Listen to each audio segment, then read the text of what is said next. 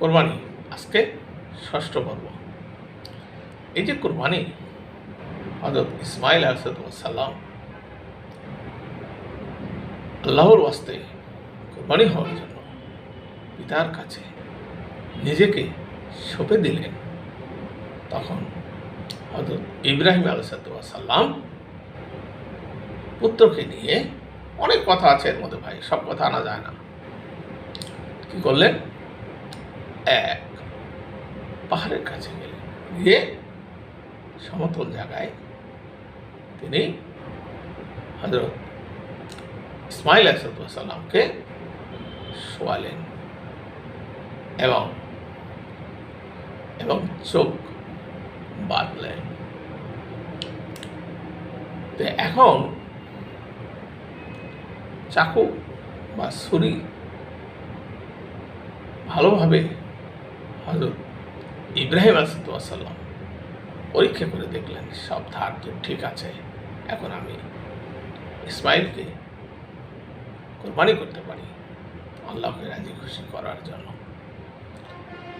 এই তখন হযরত ইব্রাহিম আলাইহিসসালাম হযরত ইসমাইল আলাইহিসসালামের গলায়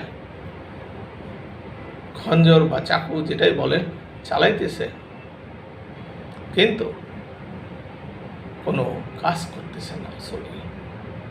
কারণ আল্লাহ পাক ওই খঞ্জর বা ছুরিকে বলে দিলেন, এই ছুরি, এই চাকু, এই খঞ্জর, আমার হুকুম তুমি ইসমাইলের একটি লোমও কাটবে না।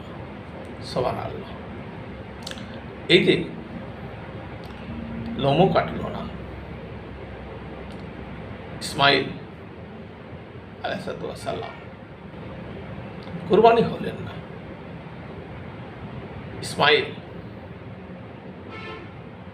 ইসমাইল দেখলেন যে বাবার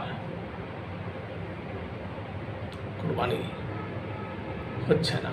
মনে মনে কিন্তু তিনি বুঝতে পারছিলেন, যদিও পিতা পুত্র উভয়েরই চোখ বাঁধা ছিল, কেউ কারো প্রতি মায়া মহব্বত যেন চোখের দৃষ্টিতে না অনুভব করেন। এখন কথা হলো, আল্লাহর হুকুম যেখানে নাই সেখানে কাটবে কি করে ভাই? এই যে ইসমাইল জবাই হলো না, এর কারণ কি? ইসমাইল জবাই না হয়ে সেখানে ইসমাইলের জায়গায় মহান আল্লাহ পাক একটি দুম্বা দিয়ে দিলেন। ইসমাইল চলে গেল সাইডে, দুম্বা কোরবানি হয়ে গেল। কারণ কি? পরে পর্বে ফিরছি।